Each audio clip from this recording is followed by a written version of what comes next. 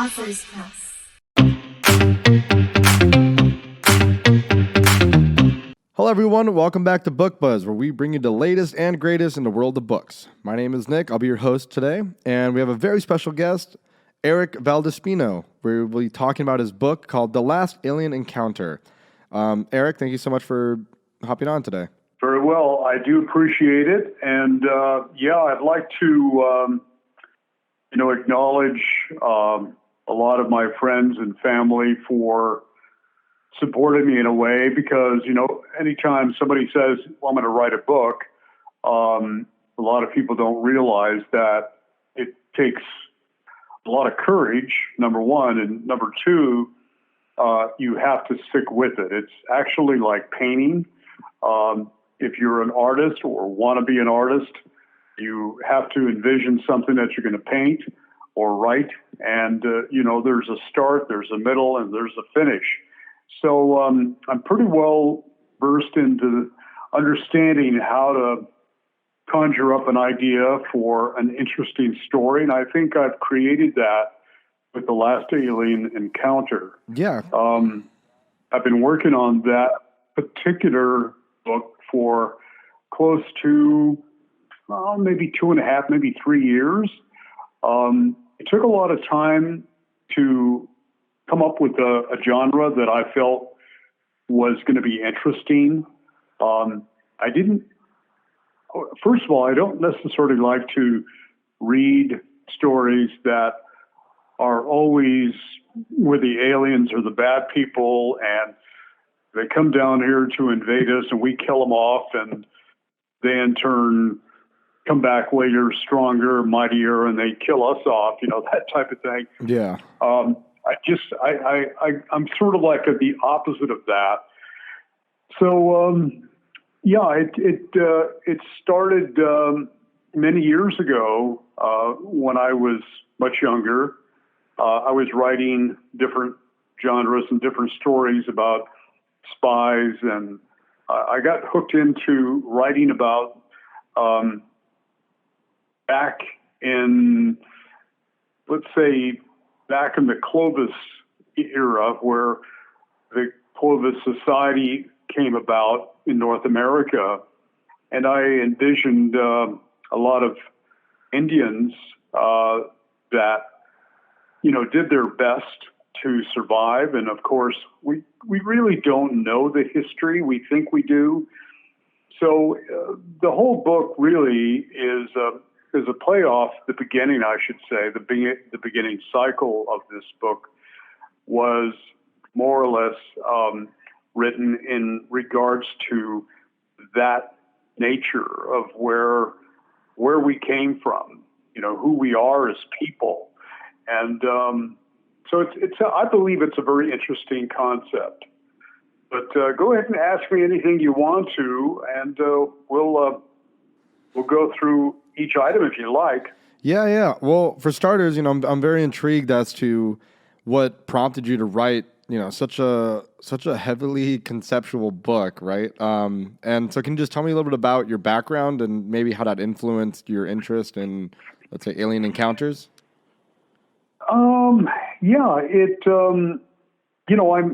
in a industry which is kind of interesting. It's I have one foot into life science, and I have another foot into helping people regain better health through less stress and less anxiety issues, and how the brain works and how the body relates to the brain and all that good stuff. And I've been doing that now for about 25 years, thereabout. That didn't inspire me to write the book. What inspired me to write the book and write about this particular kind of genre with sci-fi involved with it, believe it or not, was our history. Our history in North America and how it spread down from North America down to South America and then beyond. We really don't know the mysterious scenarios that surround us when it comes down to the history Um, it revolves around the Olmec Society, and I don't know whether you're familiar with the Olmec Society. A lot of people don't even know it exists. That's the society with the really big heads, right? Right. Yeah. Those are people that worshipped a specific god, and they carved these giant heads that were 22 to 25 tons of pure granite and other kinds of rock. And they were skilled craftsmen. And of course, the book that I originally started with that particular concept is that in today's age, they found these two Olmec heads in a cavern in North America near Montana. And that's what started the whole evolution of the book cycle. And so there's three parts to this book. One part gives a description of the players, the people or the characters, and you kind of get to know them a little bit. One individual he turned into an alcoholic. He's a professor at the University of Montana. And the reason why I had that relapse, you might say, was because his wife died of a brain tumor. And so it took him about 2.5 or 3 years to recover and get back into the normal swing of things. And prior to that, he was just an absolutely lost cause. And with the help of the aid of somebody that kind of helped him recover a little bit was a student, which he was maybe, 5 years younger or somewhere in that range. They both felt very comfortable, with geology. They were basically geologists. And so they had this weird connection that they didn't necessarily like to be society players. They really liked to talk about Earth and how it evolved and the nature of things the way they are in nature, as a matter of fact. So the book starts out that particular way, and then it goes into part 2, which goes back 10,000 years ago, before the Ice Age, before the regular Ice Age that we had, and that we follow into a little girl by the name of Mia and her two brothers, which are Rue and Eri, and their family. And that book is sort of like divided in a way. There's a connection between the first book and that character to the second book and those characters. So that particular section, or part 2, is about 260 pages of information about how these people lived 10,000 years ago, and found that they were living side by side with some very large 8 to 9 foot. These were not humans. They were actually robotic,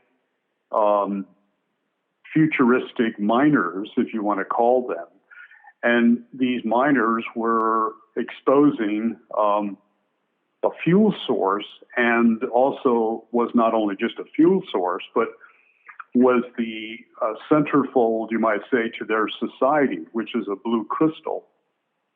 And that blue crystal is the important issue of the entire book, because it has many, many different benefits.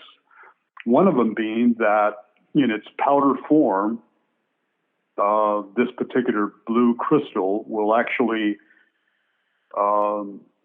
relieve it's an anti-gravitational powers that it has.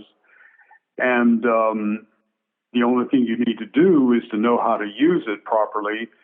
And just like everything in our history, we don't know how people move 22-ton boulders, and we don't know how people maneuvered things through the Maya society and the Aztecs in Mexico building pyramids. A lot of this reflects back down to our history is kind of smudged. We think we know how it was done, but we really don't know how it's done. So book 2 of this whole series, as a matter, revolves around the aliens that were visiting Earth, you might say, and mining for this particular blue crystal. After a period of time, when you start reading into book 2, it follows another genre of how they existed in a village that had the powers of kind of educating themselves, because we are Homo sapiens. We believe that we're intelligent, but we don't know really what intelligence is. We still, in even today's world, we still act, prematurely towards other people as if we're crude and we're rude and we don't know how to behave. And sometimes we just go off and kill somebody. And we don't even know why we do that. Well, that's a primal urge, and those are things that it's a learning process that we go through. We may be around, for 6 million years, but we don't have that capability of understanding where we are, where we came from, and where we're going to be in another 2,000 or 3,000 or even 5,000 years from now. What is our society going to be? So you can go back to the Egyptian society and understand they were in power for more than 7,000 years when everything collapsed. So you can imagine, here we are in the United States, we just now got a microscope and we got medicine, and this all happened within, 200 or 300 years. So, it's a cycle of understanding, and it's a cycle of greed and control and money. And the book outlines what happens when you have too much of something and not enough of another. And that not enough of the other is the wisdom and the education that you would get from some reliable source rather than academia.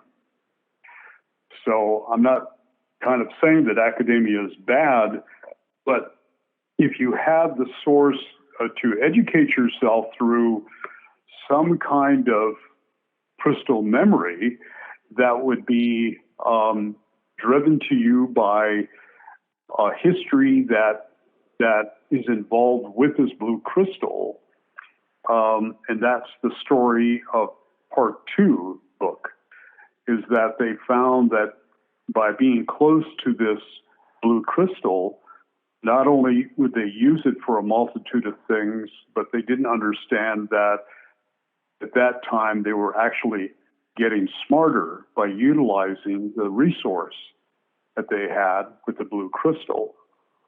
Now, book 2 is 10,000 years ago, and then, of course, book 3 comes up, and there's a connection to the same person that originated with book 1 is now part of book 3.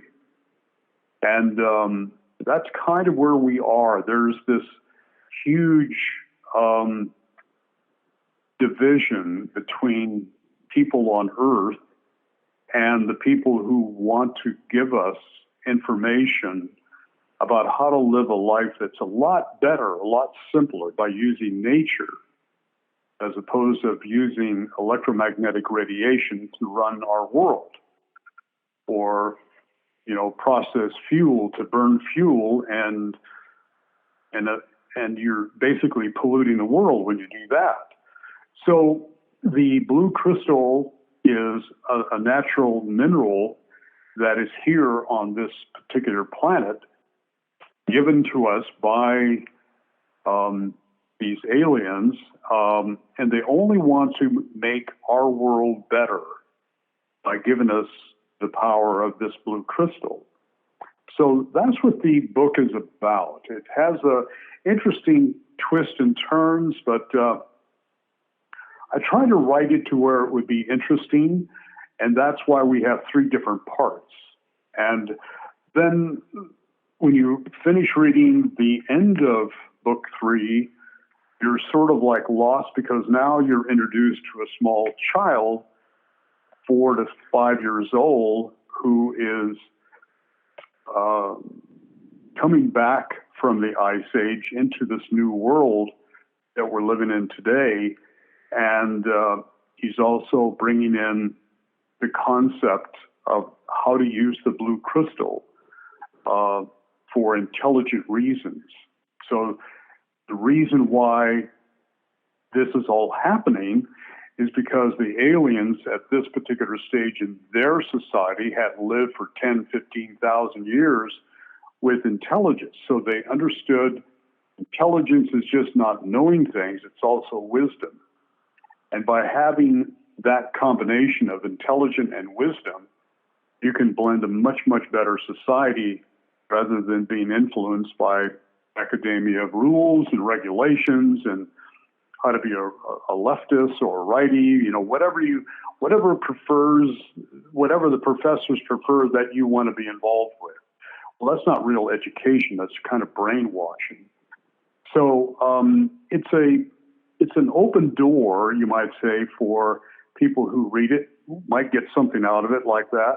If not, it's just great for entertainment value. And then the second part of the book is called Otis, and he's the last alien. And it's all about this child who comes to Earth through different sources that are part of science that we don't understand. It's a science that was brought together with what we would call bioenergetics or biomimicry. And this is how to use nature or plants that makes apparatuses and different things of this nature. It's a book that's very much involved with a new science, a new way of thinking, a new reaction towards people and society. And it opens the door to explain what happens when people have so much money that they don't know what to do with it. But what they really want is control. They want to control everything that could be related to making a better society. There's people that are influencers or people who have a huge amount of money that want to control that. So it's it's like a vision that the ancient aliens look at Earth to say, here's intelligent people. We're going to try to help them to get better.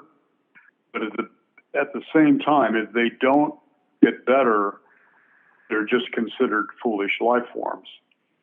And so that's the kind of like the end result.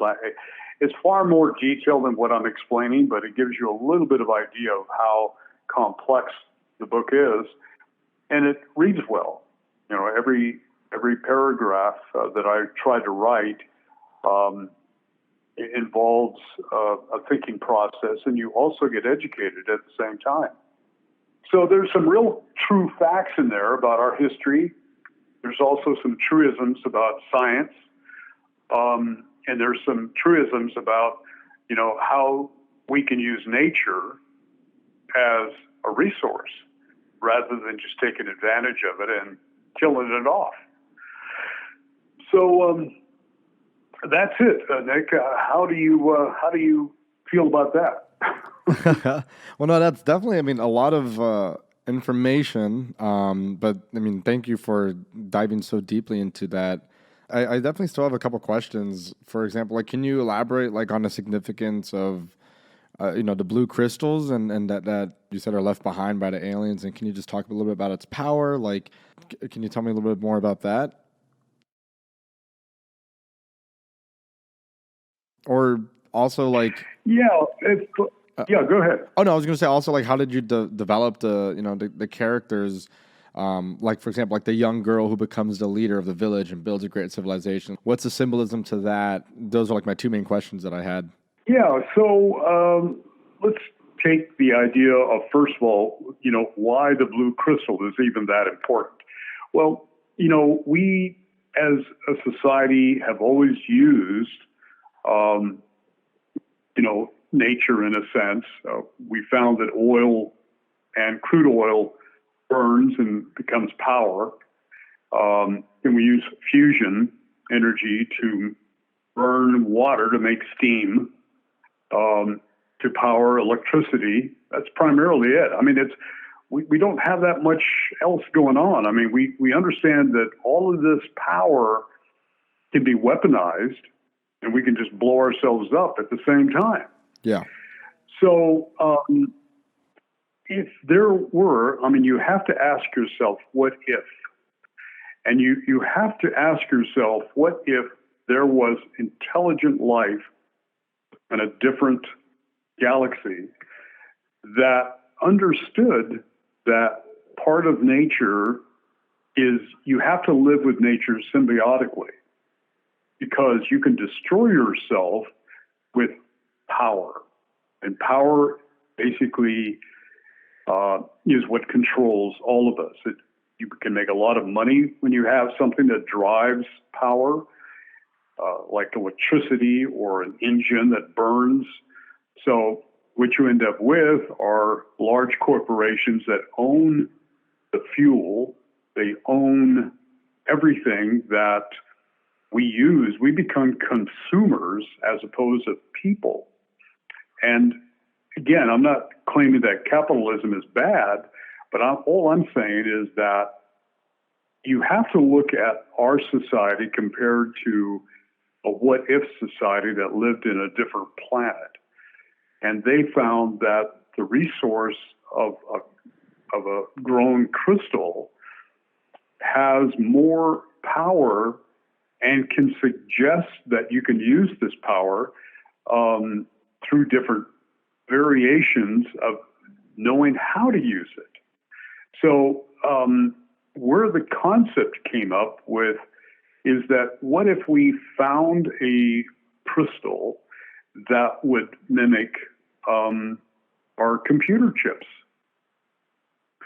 So let's say that you had a crystal that would absolutely hold a huge amount of memory, and you didn't necessarily need to have a computer chip made by micro devices, let's say, and you use nature as that that symbiotic way to get what you want from it. So you find ways to store more equations or questions into this powerful amount of crystal that would hold all this information and devise ways that would be able to give you theoretical answers that you would want to find out on how to use this power for certain sources. The minute we start understanding that, and I'm not getting all of this into the whole book because the book is so much more easier to read than what I'm trying to explain, but the reason why we are who we are is that we've invented certain things, like the Wright brothers invented a plane. And there was a guy who invented a jet engine. And these were all parts of Nazism and the German society who developed rockets. And so that's how we got where we are with jet planes, in a sense. I mean, in a theory. So we took bits and pieces of our history and melded them together, and we either make things that are good for us to use, or we make things that are bad for our cells and our DNA. So we don't think about things that might be bad for the environment. We just make things that we want to use, and then we sell them to people who are consumers. And that's how large corporations make their money. And that's how we are when we come down to realize that we're trying to find ways to make electric cars now, but electric cars still have to have some kind of power to make electricity to charge the batteries. I mean, it's like this viciously weird circle that we found ourselves into in present day. And so we're not that smart. We're just kind of getting by because nobody's able to give us any answers. We find out answers by looking into things, finding out how and why disease works and how disease will kill human cells. We don't know things. We just kind of, we get by. So the crystal is a way that it has an ample amount of information and power if it's used properly. It also helps with anti-gravitational scenarios to where we can work with large amount of weight, and we find that this information was with us 10,000 years ago, but it was passed on to people who lost the ability to know how to use it. And that's why I believe it was like a what-if scenario.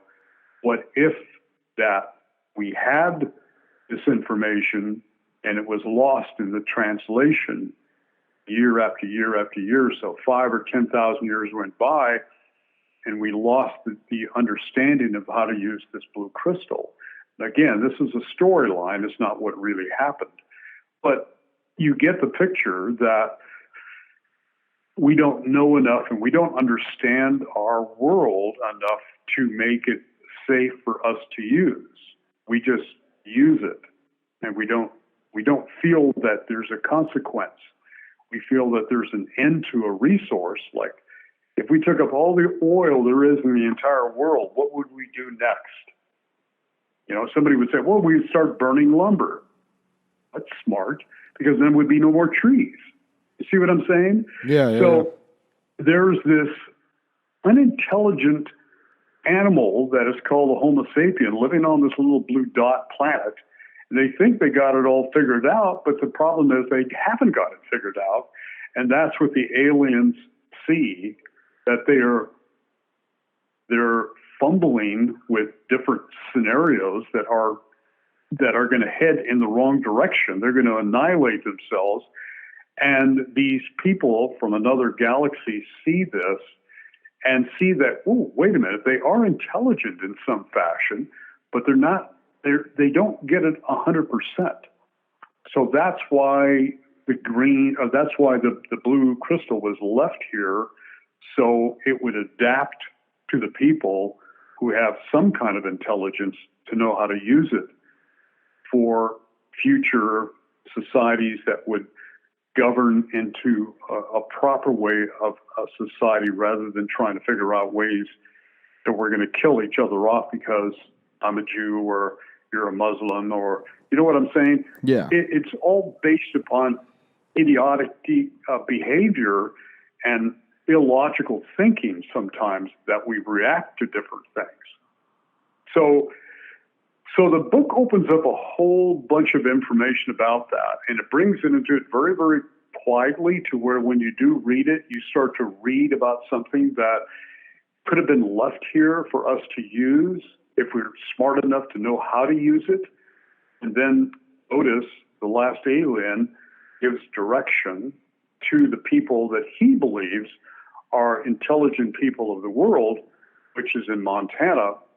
And Clifford Adams, who is the individual in the third book, is a resource and a multi-billionaire that has resources around the world, and finds that this little kid is trying to give him information about the blue crystal that could change the world, but nobody knows how, nobody knows where. He has an idea that if you just talk to the right people, they could understand what this little child is. His name is Otis. What he's trying to do is trying to change the world to make it a better place to live for humans that might be intelligent. So it's an interesting play on our today's society that happened 10,000 years ago, that kind of plays the whole centerpiece on, do we really want help from an alien source, or are we going to be just arrogant and do what we want to do and take the crystal and weaponize it so we can blow up our neighbors? So those are the choices that we have. And of course, the child, Otis, understands he's very intelligent and he's got a lot of things going for him. But he was brought back here to Earth from this alien society through variations of black hole traveling. And there's a lot of science that's in here that brings him back. And you get to understand their society a little bit. And it opens up the door to the next book, which is Alien, Otis, the Last Alien. And that's when he travels people back to a society that uses nature. And he gives them examples of how to live properly with nature. Because let's put it this way, we want to think of ourselves as very intelligent. We're almost like robotics. We're like robots. That's why we have this initiative to build an AI that is exactly like we are, that mimics us, that can help us or make decisions for us. And that's not reality. The reality is that we have not learned how to live as humans. We don't understand what human experience is. And in the book, that's what it reveals. It reveals so many different things that are integral to life on Earth today, as opposed to what it could be 10,000 years in the future. We don't see that. We see an immediate turn to produce AI to help us or to invent different ways to destroy our neighbors. And that's what we've been doing for the last couple of 300 or 400 years. We get a society that we think we're great, and then all of a sudden we go, we want their country, so we're going to go take their country. And that happens, in our history several times, several hundred times, as a matter of fact.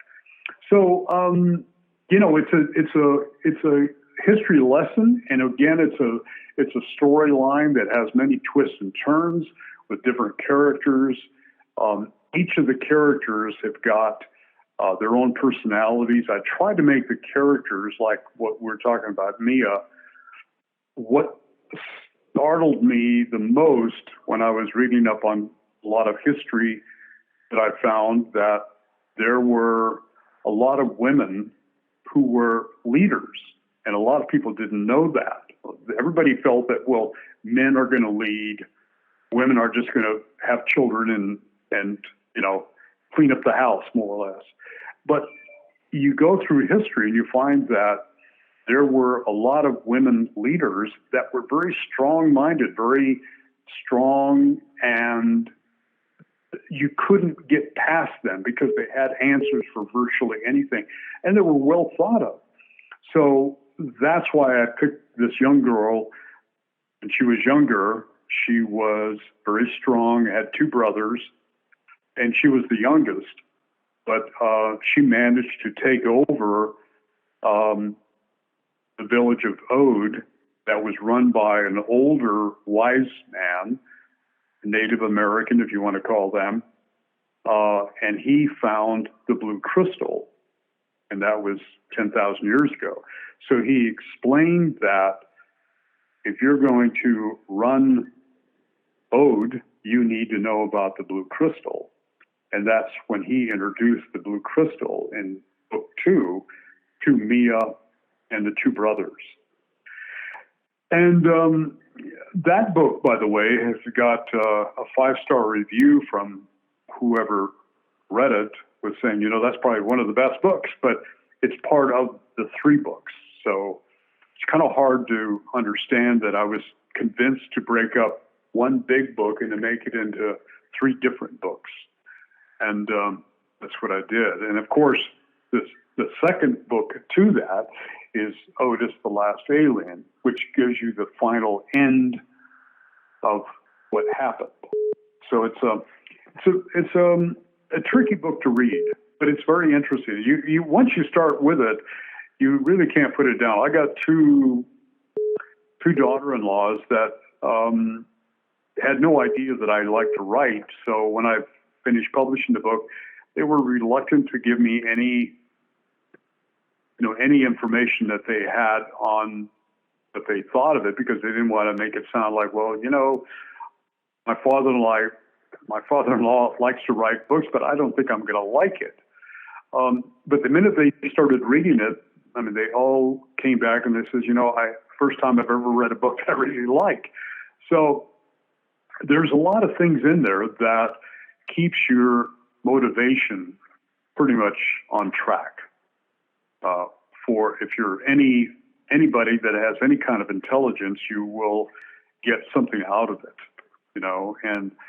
and it's really, I wrote it for young people, more so than older people.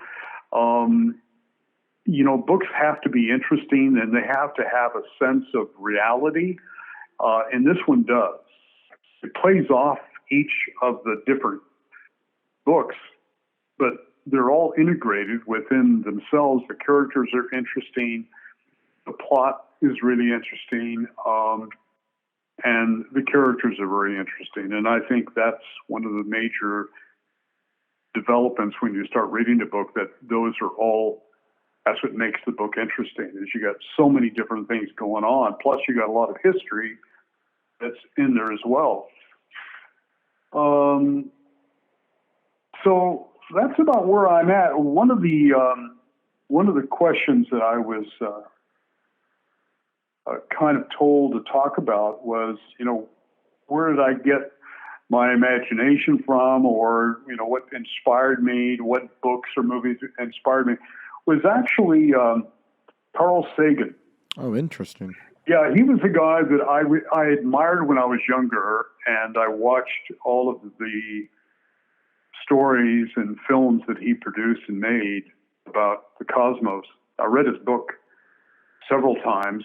I just love to read about the intricacies of the cosmos, because we don't know a thing about the universe. We think we do. But it's all part of the collective resource of how we think about life. Are we the only ones that have a little blue planet somewhere, and we have oxygen and water and resources and people? What happened if we found that we have another planet out there that mirrors us but are different? And those are things that we all want to talk about and hear and explain. But in my book, it's clearly identified that there are people out there that are different. They may not have the same DNA as we do, but they may not even be Homo sapien. They could be a derivative of a grasshopper. I know it sounds weird, but grasshoppers are very, very energetic, and they know how to survive. But if you give them intelligence and they're able to replicate themselves and become an intelligent grasshopper, then you find a whole different alien, a shift on an alien resource that has nothing to do with us as people. But those are the people that I like to write about. And of course, the last alien, which is Otis, describes and revisits those worlds through his own mind and takes two people back through his mind resource and explains to them what it's like to be in a different world, in a different scenario, with the technology and the advancement that they've made utilizing nature as their source of energy. Yeah. So it's, I don't know if I lost you. Did I lose you, or you're still there? No, I'm still here. I've just been listening. Okay. All right, cool. Yeah, no, I love how much how much insight you have, and obviously it you can tell like how passionate you've become about this subject. So no, I've just been listening. It's really interesting to kind of hear you talk about everything, and yeah, your imagination really has just propelled this book and even this conversation. Like it's so it's really exciting actually to hear someone have so much vehemence about something. So don't worry, Yeah. I appreciate it. Yeah, no, I totally understand it. And I don't know where it all came from. I know when I was younger, I appreciated people that were intelligent. It's funny how when you grow up with intelligent people around you, they give you a little tidbit of where you're supposed to be. And then you start to realize that you can easily be influenced by bad behavior. Yeah. And a lot of young people want to be influenced with bad behavior because they feel like that's what they're supposed to do because they're involved with people that have bad behavior scenarios or moods or whatever. So they hang out with people that give them bad influence. It's the same thing with going to college. And I hate to bring this up, but just like we are today, we send our young people to college and they're indoctrinated into ideologies that make no sense. So instead of learning and getting educated, they're brainwashed. And of course, the parents are paying $90,000 a year to have your kids brainwashed, and they come out holding signs up and feel like that's the most important thing in the world. The signs don't mean anything. What really counts is your action as a human being. And we're all human. We're all of the same race, the human race. And we don't see that. And of course, I believe that intelligence is that once you're involved with a race, I don't care whether it's a human or a grasshopper, that race are supposed to protect each other instead of trying to kill each other. And we, as Homo sapiens, haven't found that yet. We still believe in ideologies, but we believe in things like, well, he's got more than I do. I want what he has, and I'm going to take it, rather than trying to figure out how can I get it like he's got it. So we are a very strange group of people, and what's weird about this is that we find ourselves trying to fit in different things. Like, I'll be honest with you, like, there's people that are great with computer and computer graphics and AI. So we're trying to generate information that perhaps AI has got a better slant on what's the right thing to do. So we make these computer chips that can analyze a question that would take a normal person maybe 10 or 15 years to figure out. They can do it in about 4 seconds. So we have these monstrous kind of computer information that's generating information out there. And and I know that eventually somebody's going to take it and use it for evil ways, because that's just the nature of humans. And it's a horrible place to be involved with when you stop and think about we could all benefit from smart individuals that know how to run a society. And I'm not saying we should all become one society, but I guess what I'm really saying is that by becoming intelligent enough to understand that there's a better way to make our lives extremely better. But instead, we make communication devices like cell phones better for us to take photos of and make fun of other people and comment through different society platforms that those people are not as good as us and they're bad and we're good. And that's what we've turned into as a society. And all of that is nonsense. Rather than inventing something for better communication, why couldn't we invent something to understand how nature operates, how nature can give us something that is far better than what we currently are having? And so I guess that's where I'm coming off from. When I was younger, I always used to listen to people that were smart, and I enjoyed that. I enjoyed conversations with other people that could give you information. I had maybe 2 years of college, but that was it. I kind of got married young, and I had a couple of years of college and didn't realize that, I probably need to get more educated. But then you've got to learn that either education is going to work for you or work against you. Yeah. And that's where we are today, if you know what I'm saying. Yeah, well, I mean, I feel like even without that college background, right? Like you definitely found something that you were passionate about, something that you educated yourself in, and I mean, I have a book out of it, which is I think really, really exciting. So, yeah, Eric, I mean, I think like just at this point, I think we would just like to tell our listeners where we can find your book. Yeah, what I try to do is to make it available.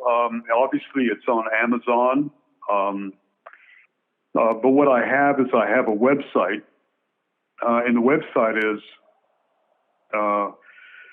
thelastalienencounter.com is the website. If you go there, you get to learn about me as a person, and you get to learn about the books that I write. And there's also a video. It's about a 2.5-minute video that breaks down the entire books into about 2.5 minutes of video. And it's very interesting because I tried to write it in a condensed version that you could get something out of it. And it's visually good, and the person who is the speaker or the audio portion of the book is a good friend of mine as well. And so I tried to put a video out that would encourage somebody to look at it, listen to it, and maybe get something out of it. Because the book itself, I've lowered the price on the book, which will be on Amazon or Kindle. And I lowered that down to where it's a little bit more affordable, and I'll probably keep it there because I would rather have people go after the book to read it, getting something out of it, as opposed to just making money. That's not my purpose. I just like to share what I know, and hopefully people will understand that, we can't go around trying to kill each other just because I wear a blue uniform and you wear a black uniform. Yeah, I think that's really that's great. Where we are in today's society. Yeah. So I think that's actually really relevant in today's times. But yeah, no, that's great. Okay, so Eric, thank you so much. Once again, this was Eric Valdespino. We were talking about his book, The Last Alien Encounter, and you can find that book on Amazon, his website, which is thelastalienencounter.com. I believe it's also on Authors Press. Eric, is that correct? Yeah, it's on several other Lulus, Barnes and Noble, all the other different platforms that carry books that you can get a Kindle and read it for free. That's how they do it at Kindle. But I try to have it available just about anywhere, any place that would sell books. I would like to get it in some bookstores, but that takes a little bit of time and patience and all that good stuff. Yeah, well, with Authors Press, you can have it there at the physical bookstore in Pittsburgh. Yeah. Yeah, there you go. Well, cool, Eric. I would just like to thank you so much for your time. Once again, for those people listening, this was Eric Valdespino. We were talking about his book, The Last Alien Encounter, which you can find on Amazon, Barnes & Noble, his website, thelasalienencounter.com. Also, of course, Authors Press. Eric, thank you so much for your time today. And it was a real pleasure getting to kind of hear about your book and getting to know the person behind that. It's a very insightful book, and I love the message of it. All right. Well, yeah, and that's what it is. There is a message, and you just gotta, when you read the book, you're gonna almost go, "Oh my God, I never thought about that," or "I didn't think about this." There's things that are in the book that are made for you to learn as you read, and that's the best part I think that I put in there, is that it's not only entertaining, but you actually learn. Yeah, very, very relevant for our time right now, especially with all the, kind of the international conflicts happening. Once again, I appreciate you for your time, Eric, and it was a real treat. Hope you have a good day. All right, you too. Thank you very much. I appreciate it. Yeah, no, of course. It was our pleasure. Bye, Eric. Okay. All right, bye-bye. All right, bye-bye. All right, bye-bye. All right, bye-bye.